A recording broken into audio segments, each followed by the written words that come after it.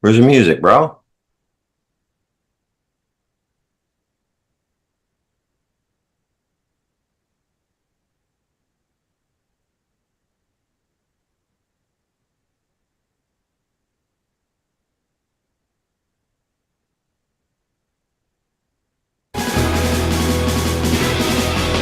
Welcome to Cannabis Corner, where all of your questions are answered.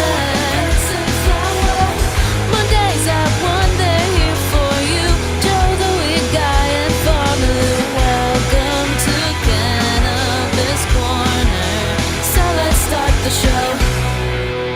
Good afternoon. You're listening to Cannabis Corner on WNHE and WNHHLP FM 103.5, broadcasting live from downtown New Haven. We're streaming live on TuneIn Radio and NewHavenIndependent.org. We're also streaming live video on Facebook and YouTube. Just go to your Facebook page, look us up, and see and hear all the great programs that we have here on WNHLP. And Cannabis Corner is also streaming live on the Greenhaven Media Facebook page and ProCannabisMedia.com. And welcome. It's Monday, September 15th. Welcome to Cannabis Corner. I am your host, Joe LaChance. And I'm joined here, Joe the Weed Guy, joined here by, of course, the one and only Uncle Lou, Farmer Lou. How are you today, my brother? Doing well, good sir. Doing well. Just posted up, parked, had a nice little afternoon. I am rolling myself my weed, so I rolled my Yeah, I blunt. became very unprepared today. That's okay. I heard you I'll were run busy in. beforehand. I'll run in. Yeah, I heard you were busy earlier. Doing Yes. the Farmer Joe thing. Yes, I actually have a few ready for harvest this Hey. week. They're going to And be so hanging. the big part of that, Joe, I guess, as people continue to talk about it and be about it and know about it, is this is your first like real good grow, right? Is this Yes. I this is your grew one first real plant good? last year and it did not go well. But this year, you think you did a little bit better, like from because remember, we've been doing this show. I posted a photo today. Actually, maybe you'll see it at some point on Instagram. 8 years ago, um, we were doing the show. I was Yes. like, oh man, this was 8 years ago. Years ago. Yes, that post with me, you, and Keeper. That was one of our first shows. 8 years. 8 years we've been doing this before it was legal. Yeah.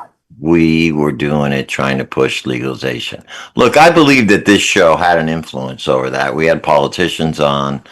We were doing really a lot with this show to help legalization go through. Yeah. And now we have it and nobody's happy with it.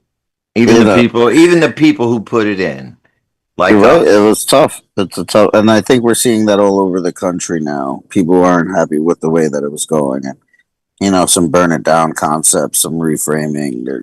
States have different oversight boards. We have new oversight boards in Connecticut. It's a whole. It's a And we're whole being thing. investigated by the feds. Exactly.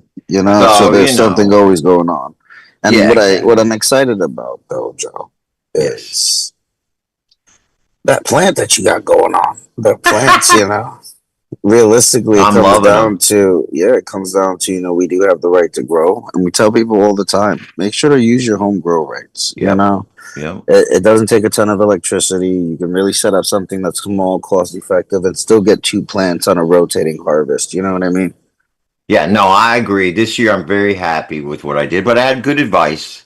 I mean, obviously you helped me and Gabe Well, from big shout Metatron. out. Yeah, big Speaking shout of out. Gabe, we want to Hold shout on, out Joe. our Let me say sponsor. this one real. Just we've had so many great people on. Shout out to Gabe, but if you listen to the show or partake in anything that we're about, like anything, any one of the corners publicly, you could have grown some good plants this Yeah, year. There we were had a some lot great of good people, people on. and they Starting were with giving Danny Danko. We and they were started the giving away, season. right? And they were giving away information. Like everybody was always giving away information, giving away clones, Yep. giving away help. Half the This questions I asked them were for my own benefit, but exactly. I knew they would help the audience. So people definitely had the tools. It was just if you did anything with it, if you were able to. Some people have more of the ability, and like I said, you could always do one plant. You know, Yeah, Joe, and really take care of it. Yeah, if say you only did one plant this summer in it the would have method been. that you had, you'd still get a quarter pound out of it, right? Yeah, I probably could get more. Yeah, you It would have know, grown only.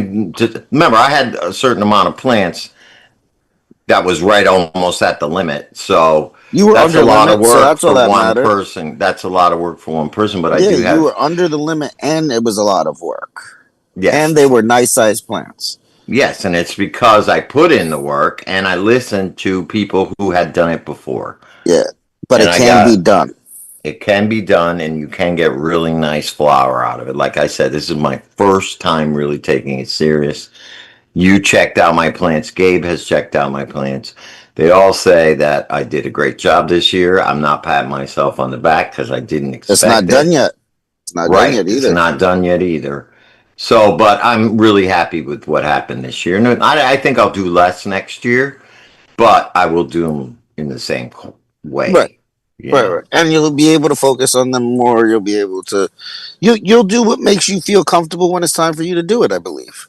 Yeah, I agree. And I had a whole vegetable garden too. So it was a lot of And the work veggie this year. garden was amazing. We got great. You got great tomatoes. I had some very nice salads and little side dishes out of what you've given me. So I've always appreciated that. No, I stewed the eggplant and tomato down with some garlic, some onion, and it was delicious. yep. You know, I'm so I making can't be baba bad. ganoush There you go. today, later on. And So if yeah, you let's want shout out stoner Gabe. recipes, you can always I throw got infused I got oil in there. infused oil. Don't you worry, my friend. But yes, our good friend Gabe, as we push Gabe forward. is our sponsor. I want to mention him. Gabe at Metatron Home Grow. He has two locations, one in Orange, one in Meriden. Like I said, he's been a big help with my garden this year, and he gives away knowledge. He has classes every Saturday and Sunday, one in Meriden. I think Saturdays are Orange and Sundays in Meriden. This week he had the soil makers up there. So I mean, there you go, teaching you how to make your own soil. So and it's all for free. So we want to give Gabe a shout out. Metatron Home Grow in Orange and Meriden.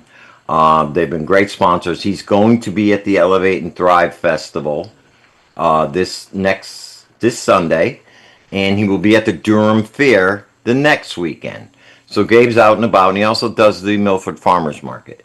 So if you want to catch Gabe out and about, you can check him out in there. But his store is right there on the Post Road in Orange, and up in Meriden as well. It's on the main drag. So you can check him out, metatronhomegrown.com. We're going to send a lot of love to Gabe. Eventually, we'll probably start doing the show remotely from there. Well, So that's a good thing. it's nice to talk, quote unquote, shop. Oh, With Gabe. yeah, You know yeah, what I mean? Because you go up there. If you're already an avid grower, there's a community that you'd be able to join there for yes, nothing. If you're not an avid, if you're a novice grower and this is your first go around, it's a great place to start. It's like, okay, cool. They're great for beginners. They're great for people that know what's going on. They're great for people. This is a hobby and a craft, and it's fun. And that's what a lot of people in this community do, I believe. I think everybody's a one or two plant per strain type of person. They're not doing like 10 of the same strain in a full no, I cycle. have 10 different ones. Right. It's people that just want to try all different things. They all grew well together. I'm very happy with Yeah. it. But one thing I do want to highlight before we get to our guests, because there's a lots to talk about with our guests, and we are lucky enough to have three people from Mascan on. So we're Yes. going to get a good Yes. perspective of the Freedom Rally this weekend. But I did want to highlight the Elevate and Thrive Festival, which is Sunday, so you can go to both. I will be there manning a table with the CCSVA, but of course I'll be there milling around. Like I said, Gabe from Metatron will be there. Uzma. It's a health and wellness fair uh, based on plant-based medicine. Aaron will also be there talking about psilocybin. Obviously, no sales or anything like that, but it's an educational event where you can do some yoga, sound bowl healing. They have lit and fitness up there. So there's all kinds of different ways. A lot of vendors will be there, and it is in an outdoor stadium, Trinity Health Stadium, which is a very big deal because it is actually an organization that is embracing cannabis and actually asked for this event. So we want to support it. Cody Richards, our good friend from Cannabis Connection, will be doing deliveries there. You can consume on premises. It will be a great time if you want to learn about health and wellness, if you can just ignore all the different sponsors. But go there to support the community and support the people who are giving out this knowledge. Uzma has a great meditation she's going to be doing. The sound bowl healing, I happen to know that practitioner as well. She's awesome. So please check it out. I will be there. I don't know if Lou, if you're going to make it. You'll probably still be in Boston, but but a lot of people, you can do both. So with that, I want to give away a pair of tickets to this event. Yeah, there you go. And the way you can do that is put it in the comments, and the first person who gets in the comments right, answer this question. What was the first medical marijuana, the first dispensary open in Connecticut? What was the name of it and where was it located? Put that in the comments on the WNHH page or the Greenhaven Media page. Whoever gets the answer first will win 2 tickets to this event, the Elevate and Thrive There you go. wellness event. So that's the question. Who opened the first, where was the first dispensary? And this was medical. First dispensary opened in Connecticut. I know the answer. You know the answer. Let's see if the people know. But with that, Yes, sir. check out that event. And now I want to get to our guests because we got a lot to talk about. Yes, sir. So with us, we have Hannah Jane and Lucas Thayer and Rachel Crowley, and they are from MassCann. And let me give you a little bit of background on MassCann. Hold on one second. Let me just get this up. Because I have done work with MassCann in the past when I used to work with the school. And I think they do great work up there. And they did what we did in Connecticut, split off from normal because they weren't doing what they said they would do. Anyway, founded in 1989, the Massachusetts Cannabis Reform Coalition, MassCann, is a leading nonprofit organization dedicated to advancing cannabis education, advocacy, and policy reform in the Commonwealth of Massachusetts. With a mission to promote cannabis as an ecologically sound resource, medicine, and recreational substance, MassCann is committed to building a more informed, moral, and rational public policy surrounding cannabis use in all of its forms. As the organizer of the Boston Freedom Rally, New England's largest annual free cannabis event, MassCann brings together advocates, activists, and the public to raise awareness, support reform, and celebrate cannabis culture while fostering a deeper understanding of its potential benefits. MassCann has been at the forefront of cannabis activism in Massachusetts, shaping public discourse and advocating for a more equitable cannabis landscape. Welcome everyone to the show. Please unmute. I want to say hello to everybody. Hello. How are you, Rachel? How are you, Lucas? And how are you, Hannah? Hi, great to see Doing you. great today. Yeah, doing great. Beautiful day, right? You got a few more days till the big festival. Very coming up. excited that the weather looks good for the festival. Right. It's all looking good. Now, this year it's Friday and Saturday night, right? That's Correct. All day Saturday, obviously. But, so it's Friday and Saturday, not Saturday, Sunday. It's been that way. It's changed a couple times, different We got years. restricted down to only one day the past several years. Right. Last and year, I remember we talked the about that. last 2 or 3 years. So we worked really hard and got our 2-day permit back. That's great. See, it takes a lot of fighting. Now, and the Freedom Rally itself has been around a long time. It started out very small as a small little civil disobedience. Let's go smoke on the green for one day and do a little civil disobedience and break the law way before it was legal or even medical. Correct? Correct. And this is our 36th year. Right. And it's still about civil disobedience. You know, this is what a lot of people, you know, there's disobedience and then there's civil disobedience. There's no violence involved. We are just stating, we are just, I guess, breaking a law that we feel is unfair and unnecessary. So, I mean, yeah, it's What disobedience. fathers told us to do. Our Yes. founding fathers told us to, and we are just listening. We're from Massachusetts. We gotta Of listen to course. those guys. A lot of people don't even know that the Boston Commons was a hemp trail. And if you understand what that means, they used to actually weave the hemp because you had to like do it like a trail into rope. Is that correct? It was in the olden days, it was actually part of one of the places where they made hemp rope. I think hemp was farmed all over the country at that point, Right, wherever exactly. they could. They could grow anywhere, so they grew it wherever they could. And I think the Commons was a part of that. I remember Carrot kind of telling me that way back in the day that it was actually part of the hemp trail. So it And has a history. space for any sort of political protest outside of that Massachusetts State House and all around that downtown.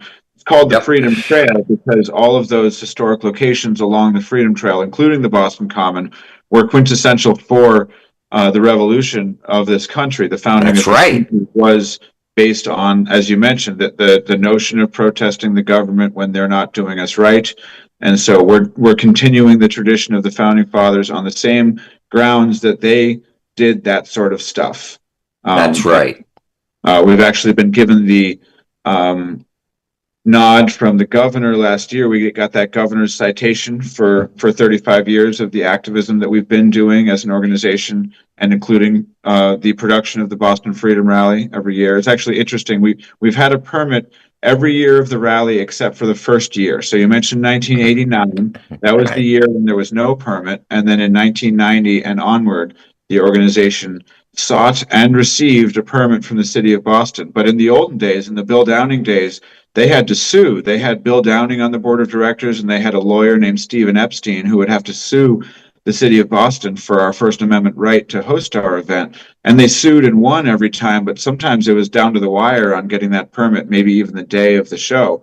So we've come a Yeah, long way in terms of our interactions with the city and the administration as a whole, and in particular the events department of the city of Boston has been very cooperative and helpful in getting all of our paperwork together this year. And so I really do appreciate that this current mayor's office and this current uh, events department of the city of Boston has been so um, hospitable to us as an organization who's so been that's doing good. Change in like leadership. most of our directors have been alive barely as long as the organization. So this is something that's been going on for our entire lives. We're inheriting this torch from activists that aren't able to do it anymore, either by means of death or by just they're not able to do it anymore. So we've definitely gotten some big shoes to fill here, and we're doing our best. Yeah, no, you do. And Bill, speaking of Bill Downing, you know, he just passed this year, unfortunately. The activism community and the cannabis community as a whole lost a really great warrior, and not only that, a great mentor and a great friend. I mean, I was personal friends with Bill. I used to share my office with him at the school. And we had some really, he taught me so much about activism and what it takes to be a good activist. And he was just such a great mentor and such a great person, had such a big heart. It really broke my heart when I heard of his passing. And I know you guys are going to do a special tribute to him at this Freedom Rally, correct? That's correct. It's actually been expanded by I think 15 minutes because so many people wanted to speak about him. Rachel's doing our music scheduling and in turn doing all the speakers. So Rachel, you want to speak to the Yeah, also let's talk Yes. about who's speaking and who's playing. So, Rachel's okay. last name So, pronounced it's Cowie, not Cowie. Cowie. Cowie. Oh, That's okay. okay. Cowie. I thought that was an L. I'm sorry. No, it's okay. I'm old, you know? So I It's would. okay. So for our education and all of our speakers, we have Sarai Knowledge as our education coordinator, and she's got a superb list of speakers. I remember her. Which, She's very good. yep. And then Saturday is going to be on the main stage, 3:45 to 4:20 is going to be our special tribute to Bill Downing, and all of his friends. And then Ellen will have a booth on the common all weekend for people to come and I think she has like a folder for people to sign so everyone can put a little tribute to Bill. And then as far as performers, we have both stages full. Friday night, our headliners will be Bella's Bar Talk, who are from Mass, and then Roots of Creation from New Hampshire. And then Saturday night, our opener will be Crooked Coast, who's from the Cape. And then Bollyhoo will be our Saturday night headliner. All right. So all different kinds of music kind of blended in there. It's very nice. I've always Yeah. liked, obviously I was there when it was turned into like the concert with Method Man and God, I forget who else was there, but it was like it seemed to be more focused on who was playing there and the largeness of the event and all that. I tend to like this style more, the original style when I first started going, where you had more local bands, people who were known, in the community, but still had a good name. Maybe people with a couple albums out. I thought it made for a better mix of entertainment than just having these big giant headliners. So I'm glad you guys kind of moved away from that. And I know that's a difference in leadership and all that. But I think the way the Freedom Rally has always been should be more of a community event. It's more about the people getting together, and again, civil disobedience, showing that the power of the plant. And, I'm really excited to hear who's going to be talking, who's going to be speaking, because I know you have speakers in between the bands usually, correct? Yes, and actually on Friday, we are going to be having all of our speakers will be ladies. Oh, nice. Let's hear Ladies Night. Of course, Friday night. It's Ladies Night. Go ahead. Let's hear it. I don't have the list directly in front of me because Sarai has been working on getting everybody confirmed. So we haven't fully released the list yet, but I can say that we are having a ladies' night on Friday for a couple different stages, it sounds like. Oh, wow. So I can expect people like Ellen Brown, all the prominent Beth Waterfalls, all Laura Boehner, all the prominent women in the cannabis. So Laura actually is the one who's been putting together the whole Bill Downing tribute, and she will be speaking. Of course. Well. Yes. Okay. So this is where the Bill Downing tribute. So we got Friday night, ladies' night. So there's going to be a bunch of influential women in the cannabis industry speaking in between the bands. So that's good. And we kind of know those names. But Saturday is the Bill Downing thing at 3:45, right? Yes, and we've actually lost some speakers earlier in the day just so we can make sure that Bill gets the time that he needs because everybody wants to be on stage for him. Right. So who's speaking for Bill? Actually, Lucas is one of the people speaking for Bill. He'll be closing it out. Yeah, I think I'm the 425 speech. So it'll be a series of several people who knew him. Right. Ellen Moore, of course, will be one of the... DJ Slim is going to be... Yep. Okay, so you're going to have... I'm very happy about that. Bill deserves it. Bill deserves absolutely every accolade we can throw at him. The first person from Masscan who ever handed me a joint. I was at a legislative hearing in Boston at the state capitol building, and then after the hearing, as we do, we all went outside to the Mike Malta bench, the KOP bench, as we call it.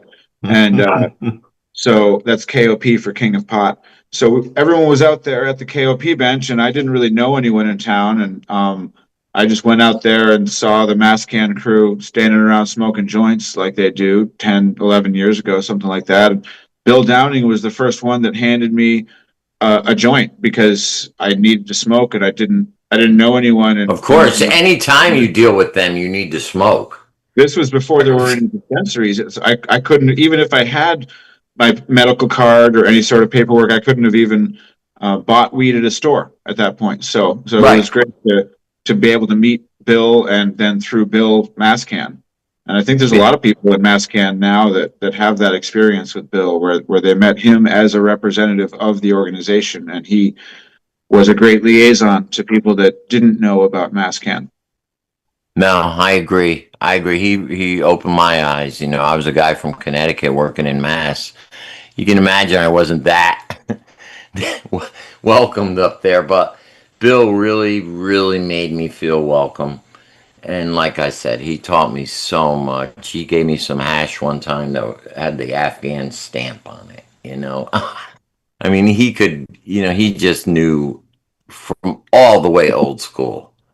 I'm not a young guy either, but he really knew it from the days, the You days mentioned when. earlier, Joe, when you were speaking about the school, did you mean the Northeastern Institute of Cannabis? Yes, yes, yes, yes. I just wanted to say that name into the record because maybe your entire audience might not know the name of That's true. That's true. And I see. I ran that the with Northeastern Kara. Institute of Cannabis when so you shared office space with him during that time era? Yes, yes. I shared office. We hung out. I used to sit in on his classes. He was so great.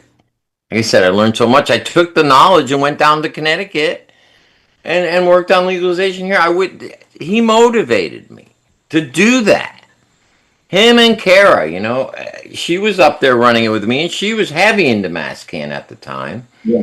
And I saw the school was a part of at least 3 freedom rallies.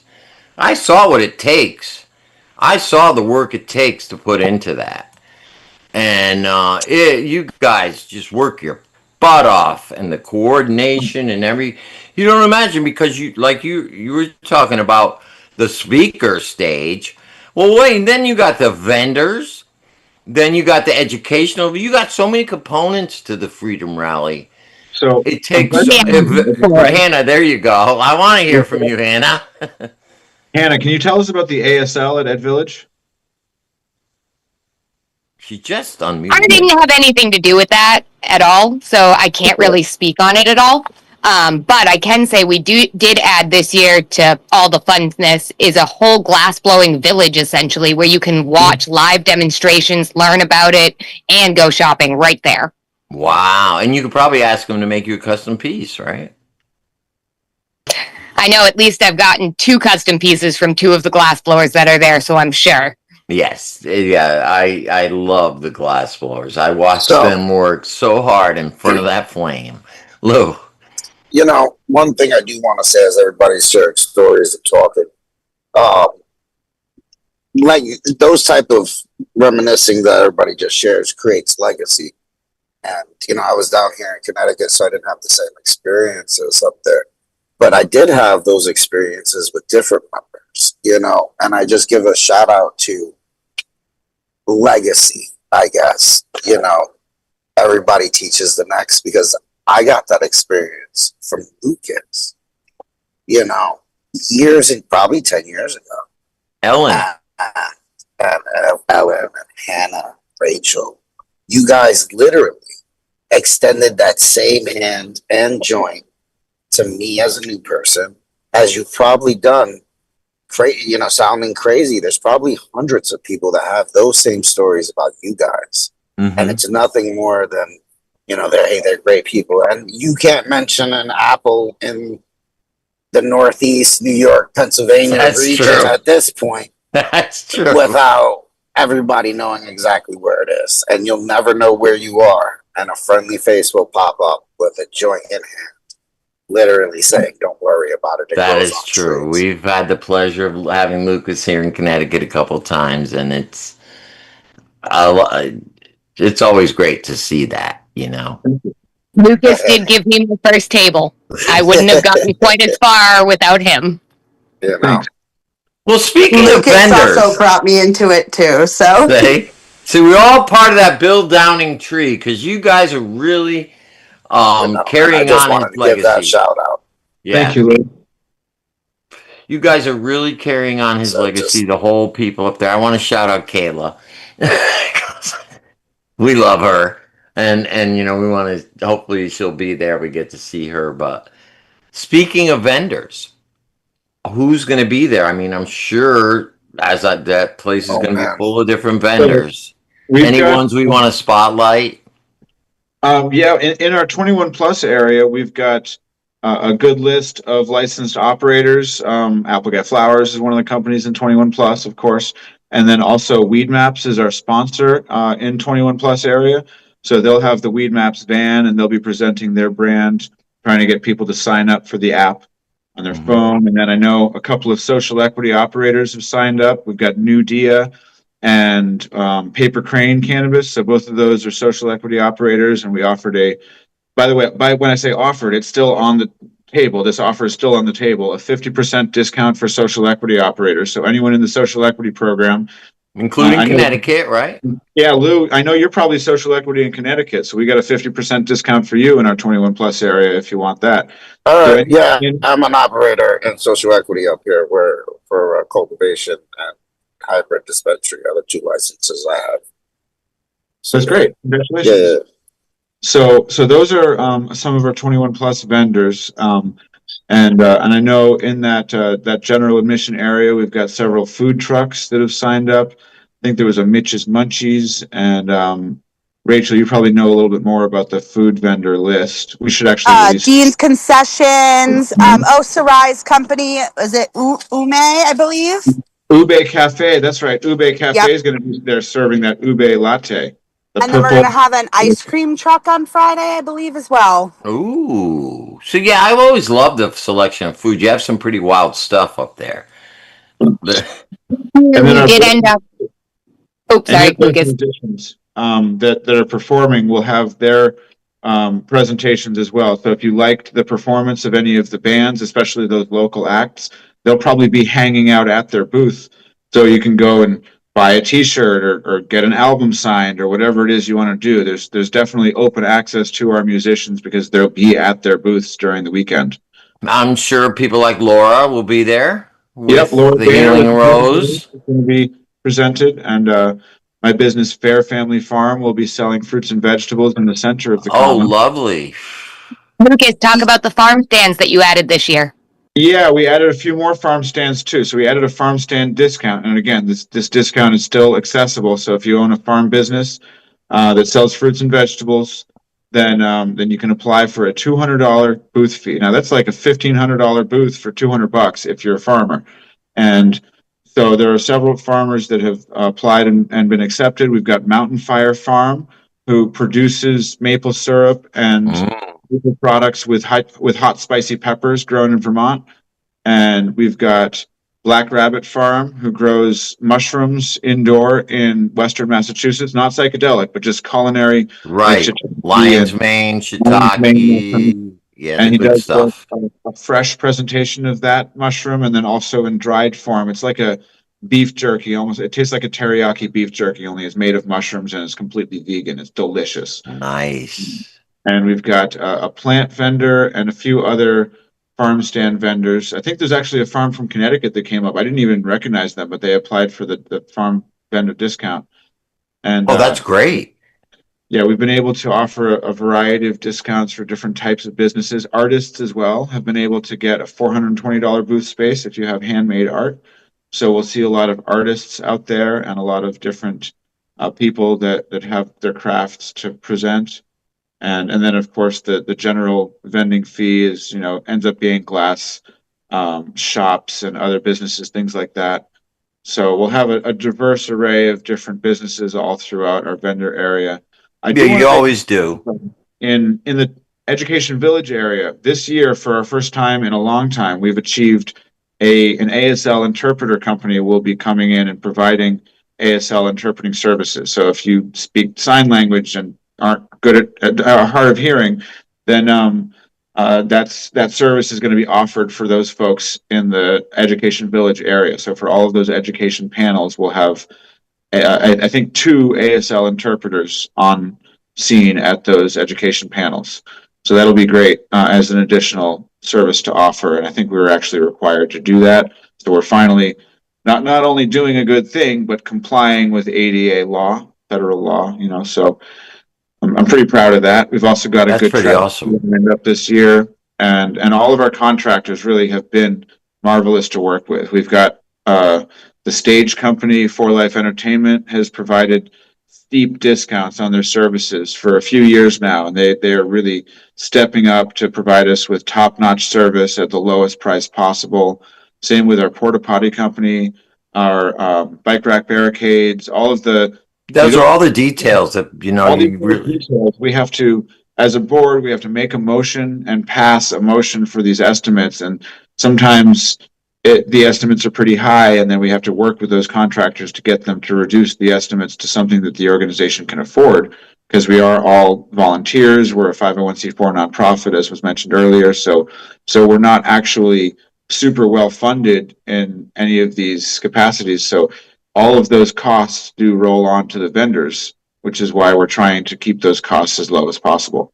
Right. Well, you're doing a great job. Thank you. Now, I want people to know that besides the speakers on the main stage that'll be coming up in between the performers and the Bill Downing tribute, there is an education village, which actually is a little bit more in depth.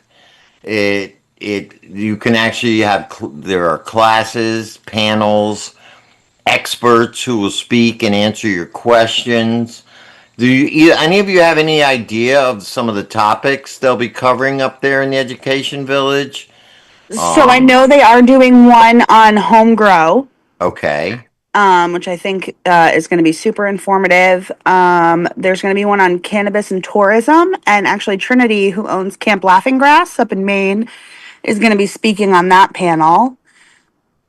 And cultural diversity in cannabis. I'll pull it up. Just give me 1 second. That would be cool, because I think, that's a component that people need to take advantage of, And I do believe that NIC really started it, was the first one, right? We did that, the first educational village. I believe. I thought Catherine Rifkin was doing Ed Villages previous to that. I know we did one. I don't know if we started. I know we did a whole one where we provided all the speakers and everything. I know because I was part of the organization of it. Okay, so we have Hemp Hemp Hooray is a theme, Art Beyond Boundaries, Events Heard Around the World, Empowerment Evolution, My Body, My Medicine. Dr. Uma is going to be on that one. Oh, good. To Biz or Not to Biz, Let's Grow, which is about the home grow, and then culinary cannabis.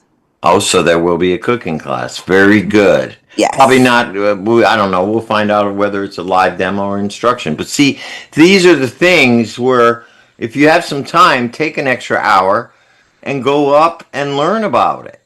You take time. It's a 2-day festival. You can take a little time away from the vendors and the music or whatever and go hang out up there and actually learn something. And it's a great experience, I think, and it's a great addition to the whole lineup that you have there. And I want people to take advantage of it. I think it's a key part. The more educated we are, the better off we are. So I commend you guys for doing that. It's a lot of work. It is a lot of work. Now, do you after It is. Do you have to take time off after a Boston Freedom Rally? Nope, Yeah. straight back to work. We get maybe 3 or 4 days after an event like this before we have to get right back to it. Yeah, because let's get into it. There's something brewing up there in Mass, with the governor and with a ballot initiative to end the recreational cannabis program. Can you give us a little insight into that? Lucas can speak to that a lot, but also we have to remember that this bill is not only to remove recreational cannabis, but it's also to take away home grows.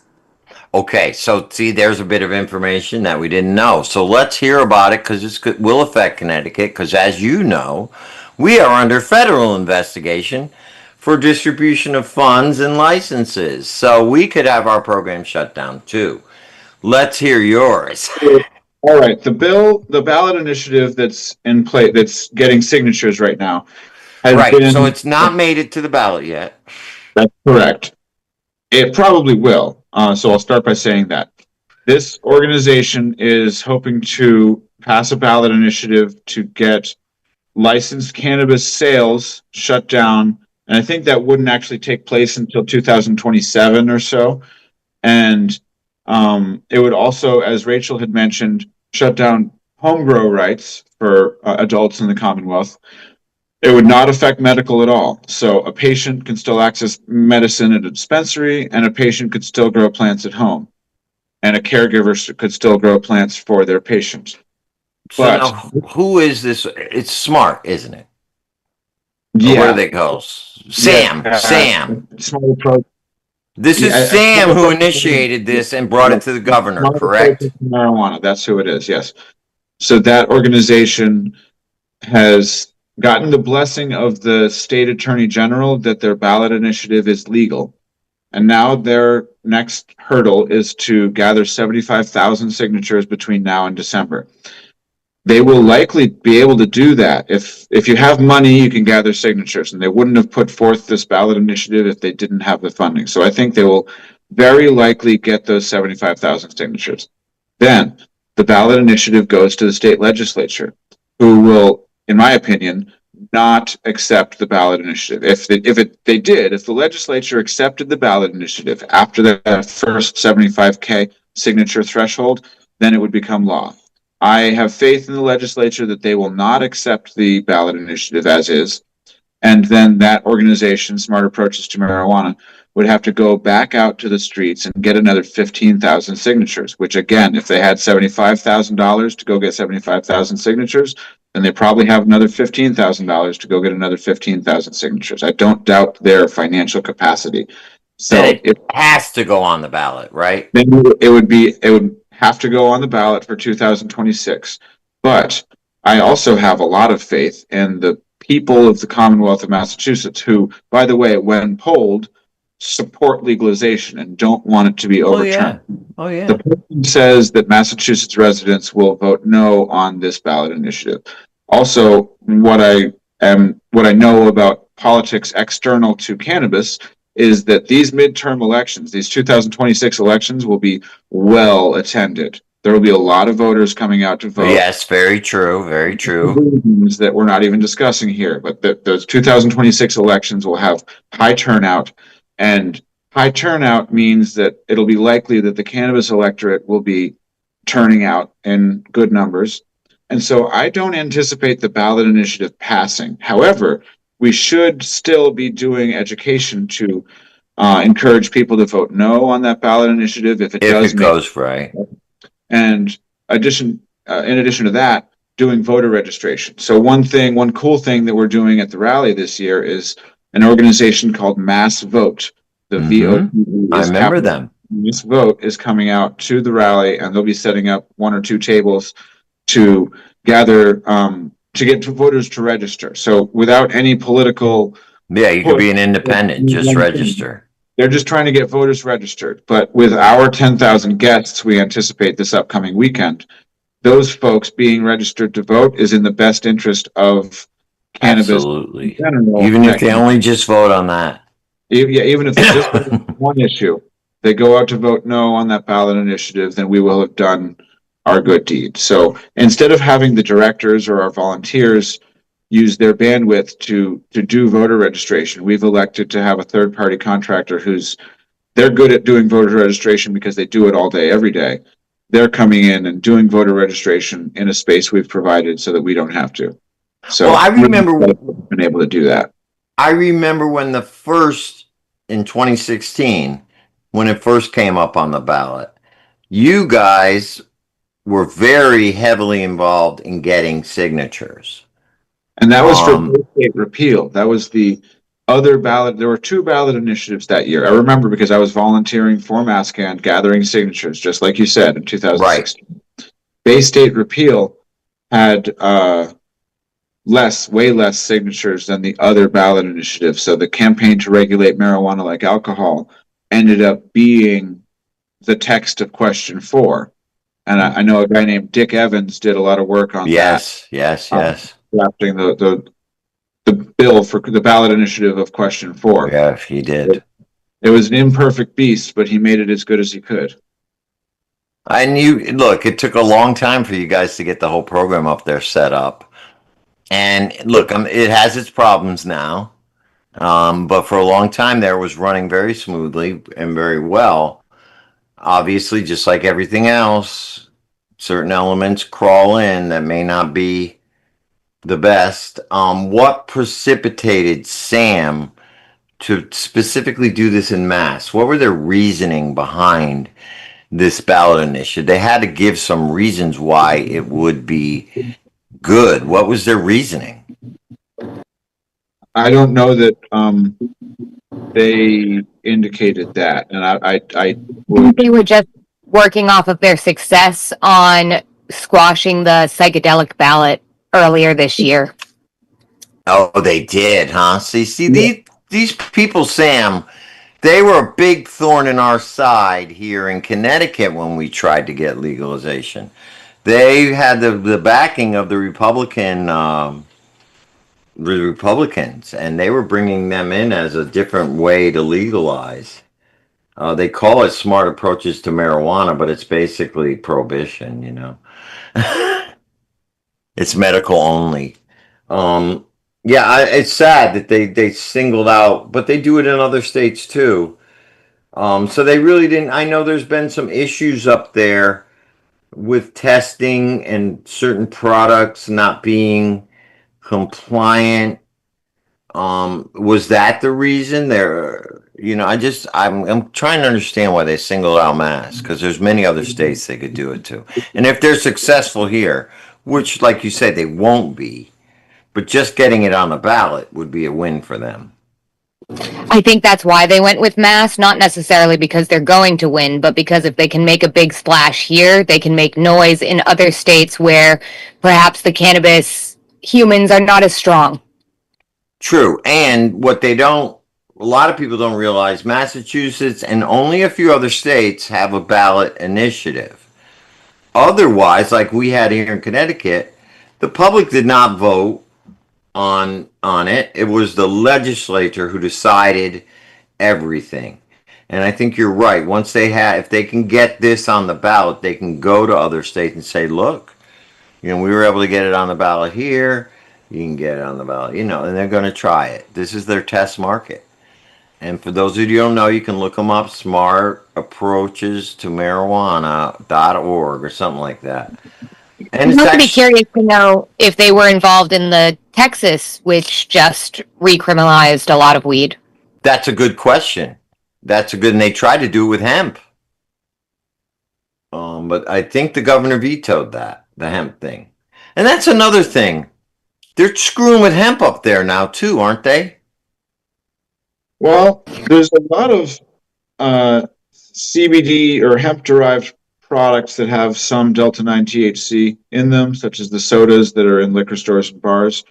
And there are several bills in the legislature which would clarify.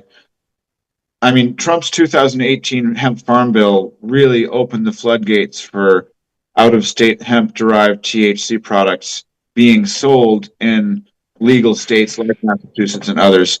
And business owners who are doing the work of subscribing to the THC cannabis licensed production and distribution programs that those states have are rightfully upset about this out-of-state hemp-derived THC product coming in and infiltrating liquor stores with very little regulation about it and very little safety testing. And we have the same problem here. Where the stuff was grown.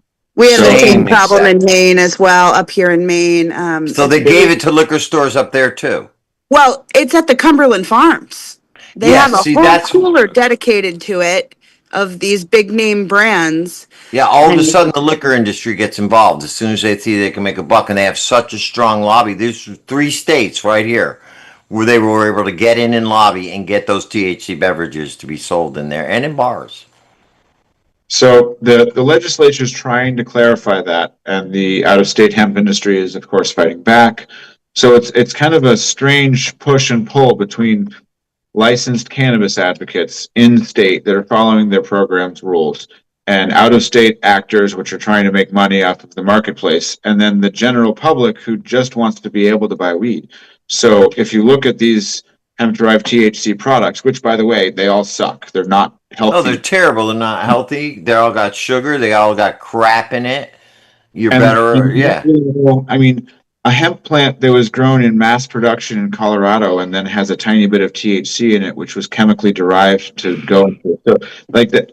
They're not right. It's not full spectrum. They're adding the Delta 9, right? They're doing wacky stuff, and that we don't even know what they're doing to get the Delta 9 in there. Some of those stores are just selling real weed, and they're calling it Delta 9 hemp derived THC products, and they're just selling real weed. Oh, we have that down here too.